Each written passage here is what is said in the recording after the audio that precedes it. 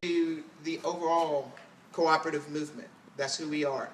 So with that being said, I am going to introduce Ms. Roberta MacDonald, Senior Vice President of Marketing for Cabot Creamery Cooperative. She is the person who truly is the creative wizard that has put all of this together. So, thank you once again, Roberta. Who are you? I missed the introductions. Oh, okay. You're very handsome. Sorry. Little eye candy.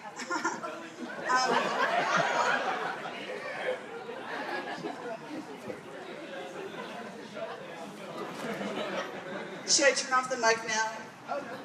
Hey, Warren, this is for you, honey. God knows it's going to be interesting to talk to you wonderful people.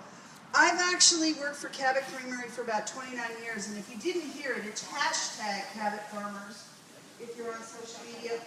But I want you to know that one of our farm families was right here serving you your dressing. So let's hear it for Tammy. Whoa. And the little piston that was running back and forth with the mac and cheese trays so that you all could be fed, is our very own Cindy. And she's been on the road now for 4 years. Okay, that was an exaggeration, but she often has to spend the night, so I double it. The gratitude tour, you heard why we did it, so let's talk about co-ops. So how many of you, if I went to your homes, had Cabot in the fridge? Yeah. Okay, those of you that don't have Cabot in your fridge must give back your cookies.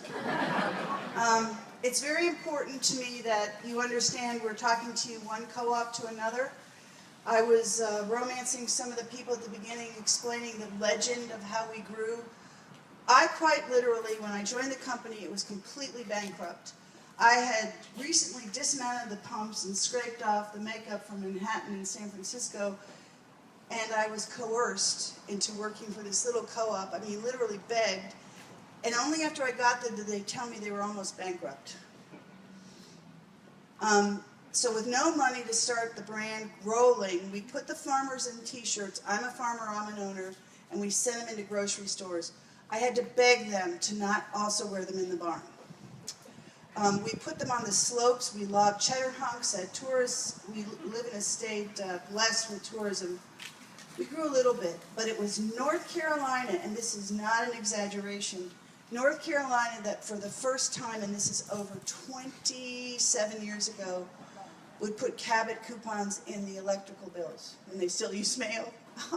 Some of you know little stamps and envelope you had to lick. Okay, just a little nostalgia there for you. So it is quite appropriate, thanks to Michelle Silver, who's our co-op manager, to be able to come back here and thank you with food. Best way to thank anybody. The thing that my rap goes on, marketing your co-op advantage, I want you to know you have to know your members. In our case, it's consumers, but in your case, I want you, if you can, and there's a brochure that we'll give it to you as a PDF, but knowing your members is the key to your success. And I don't mean, hi, Sarah, or you got some little anecdotal. I mean truly breaking down the questions you need to understand where your service is aligned with their needs and how do you engage them across more of your service areas. It's matrices at their finest, and I know too few co-ops who know how to do that. They don't know enough about their members. For instance, social media. My mantra is you must learn the stethoscope before applying the megaphone. In other words, once you know where your members are interested, whether it's soccer or church, you need to be out on their sites, thanking, acknowledging, recognizing. Don't just push out your own message. The other thing, oh, and I've never done this without slides to cue me, so forgive me. You also have to know your fellow co-ops in your community. How many know what a Rochdale principle is? Rochdale. Ha! We got some co-op education to go on here. There are 7 principles behind co-ops. It's what makes them. It's democracy, transparency, openness. It's membership rules.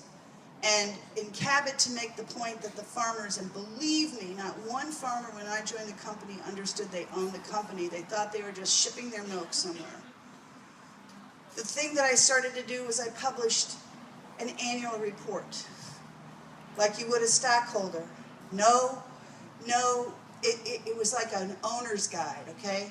And that's what I called it.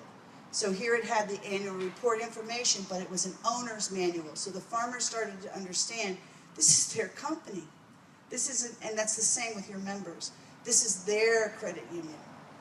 It's not some boards. So if you, number seven is cooperation among cooperatives. We are here because for part of our tour, thanks to Michelle Silver's connection to Emily Nail and the Co-op Council of the Carolinas, if we all just spoke to one another's memberships, we wouldn't have to spend a dime in marketing. If every co-op in this region just talked, we could change the world.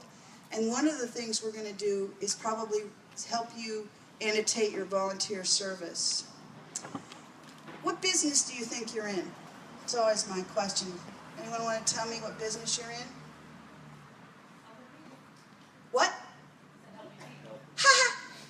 Yes! Most people say, oh, loans. Or getting out of, or starting a loan. In inner city credit unions, actually you're saving communities, okay? Helping people first and foremost is truly what cooperation is about. So any way you can help enhance that, more power to you. And then tell your story through your members. Part of this handout, Michelle has some over there, for those of you branch managers, I really give you a formula for how that you develop the matrices, how you get to know the members month, instead of co-ops shouting out with co-ops, which I don't really think most people care. To walk the walk of a true co-op, you must know the co-op principles and you must adhere to them. Number 6 is collaborate with other co-ops, and number 7 is make a difference in your community. And that's certainly what we're doing. And then tell your story. But you're not telling about your credit union, that's just some amorphic shell. You're telling your story through your members. Cabot has done that particular part of the job really well behind expressing gratitude for volunteers, but we work almost exclusively with co-ops as partners. If you were to use our reward volunteer program, you would notice how many prizes are B Corps or from co-ops. And I want you to visit Michelle if you possibly can and learn about our reward volunteer program, where by logging your community service time, you could join about 80 of us on a cruise to Alaska in June. Maybe, if you're lucky. Does anyone have any questions? Because you look finished. Does anyone want to ask me anything? Okay, I'm a brat. I've been at this a long time. I served most of you salad. I think your eating habits are odd. I would have taken much more of the mac and cheese. It's a waste of space when you have mac and cheese. Anyway, seriously, any questions? Because I don't want to keep you longer. We have a co-op patch for scouts. There's more information over there. You can share that with troops. It's coming out again in October is co-op month. April is volunteer month. October is an enhanced version.